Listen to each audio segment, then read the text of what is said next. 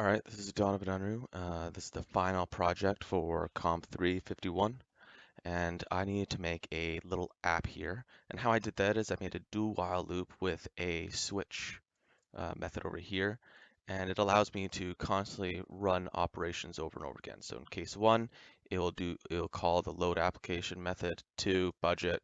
Three, it will call make decision only if something's been loaded. Same thing with print and update program. And that's the reason why I did that is because it can't really make a decision, print, or update the application if nothing's been loaded. So for example, I put in 3 here. It gives me a thing to say, please load applications first, right? And now getting that prompt, I'm going to load my applications. Also a good thing to check, see is if, just in case I misspelled something, it has a little error here, say that it wasn't found. So now that I spelled it right, it loads in all the information here. And now I can, just to give you a little look at what that looks like, where is it? File, load applications. It was just a simple thing where I grab the file, put it through a while loop, pushing into the active list as it goes through it. So now knowing that, we can set the budget.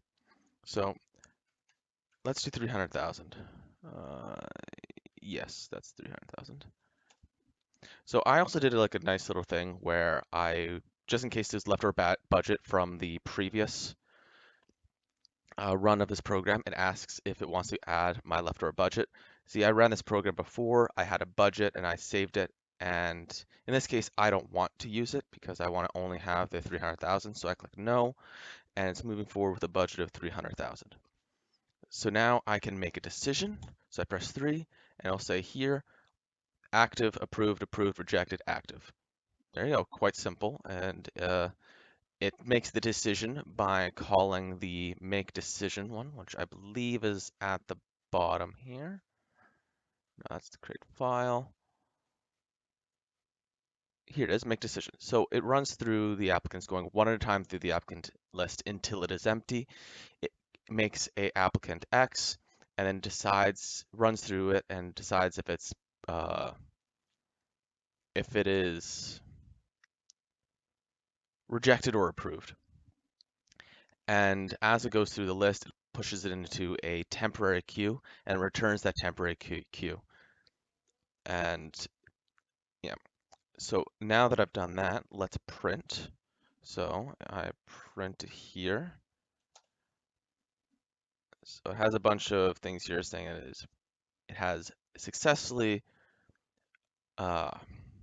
wrote to all those files. And I'm just gonna show you here.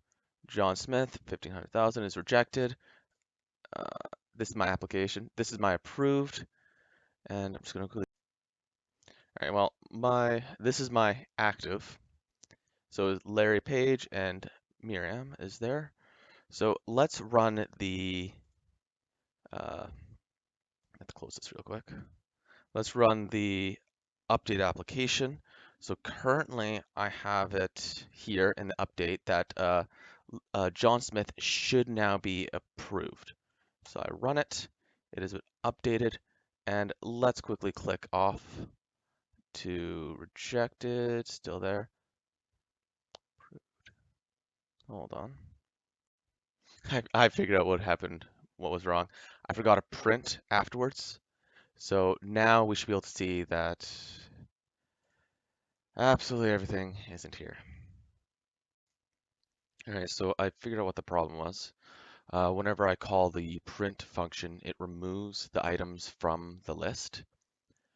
However, it does not return those items, so it can't change or update something after it's already been removed from the list. Uh,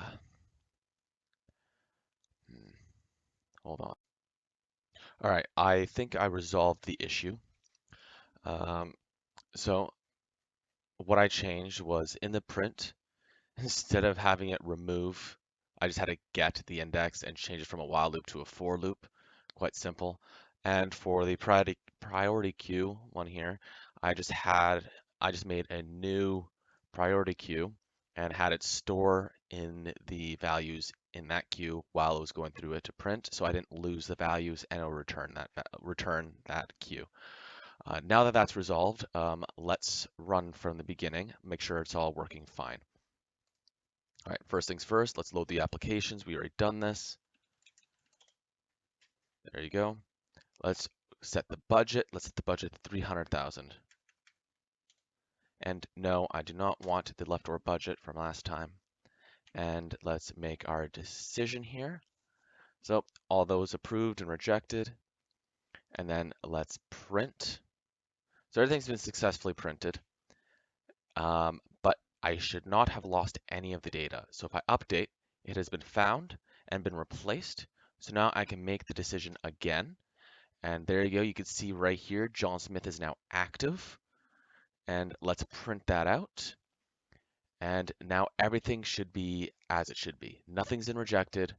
The same people are in approved. And if we look right here, active John Smith. There you go. Now that that's working all nice. Now let's exit the app. And here it says, would you like to save the leftover budget? I'm going to click no for this case. And there you go. That is the general run of my program.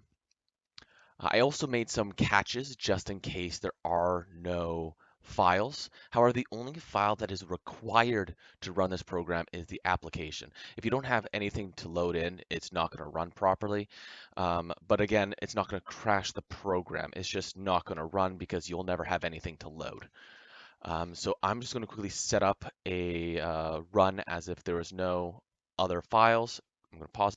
So as you can see here, I've deleted the following files, and couldn't do it for the budget just because it ran into some errors while doing it, and I'd have to close the Java IDE to do it. But I used the exact same process for the budget as I did for the other ones, so if those ones work, so should the budget. So let's run this real quick. So we first need to load our applicants, because we can't run the file I want to test unless loaded is true. Let's set the budget. Let's see, let's just, in this scenario, let's grab the leftover budget. So leftover budget is 300,000, so now we're using 300,000. So let's make our decision. Has been made decision, and then we print. So now, see here, file created, all that. So if we go into here, all the files have been created. So the program will not crash if run this way. And then just to make sure it all works, let's update application has been updated, and let's exit our app. And just to see if it works, let's save our budget. All right, cool. So now let's check our files here. So we have our active, Larry Page, Miriam. We have our approved, some guy, some gal. We have our budget, 60,000, and we have our rejected. There you go. The reason why the rejected hasn't changed is because I forgot to print it again after I updated it.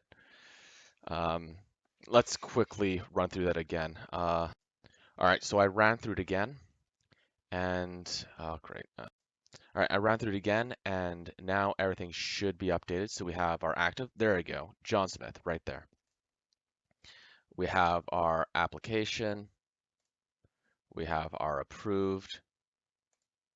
We have our budget. And we have our rejected, which there you go, as it should be, nothing.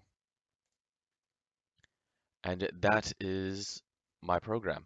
Oh, that's the wrong program. This is my program. And just a few more things to make note of is I have several methods here that we didn't go over because they're just running in the background. I have create file, which I call several times whenever I need to access a file that may or may not exist. I got that from W3 Schools. just because it was a very simple thing. I didn't want to plug it out. And this is save budget. Simply enough, it just grabs my budget at the end and it saves it to it. I also had to add something to the constructor, budget end, because my other make a decision, if it modified the budget and I called it to make a decision again, the decisions would be different every time because it would constantly be updating the budget. And I didn't want to do that, so I needed to make two values for the budget. So I have one that would be static, which would be this one here, and one that would change, which would be that one there. And it worked rather nicely. And that is the general run of my program. Um, Anything else to go over? I have a general, something else to check is if I do something invalid, if I write down 77, invalid input, if I write down that, please input a valid value. So I have a nice little catch there for any errors. So let's just exit that app real quick. No, there's no budget, so let's not save that. And yeah, this will run until it's closed. Oh, an important thing I think I should run over is how I calculated the score.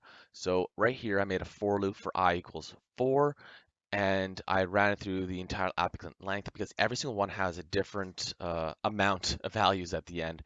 And because of that, it was a little difficult to get us to work. But however, the way that it is formatted, every single value would be after a specific point in the array or in the list.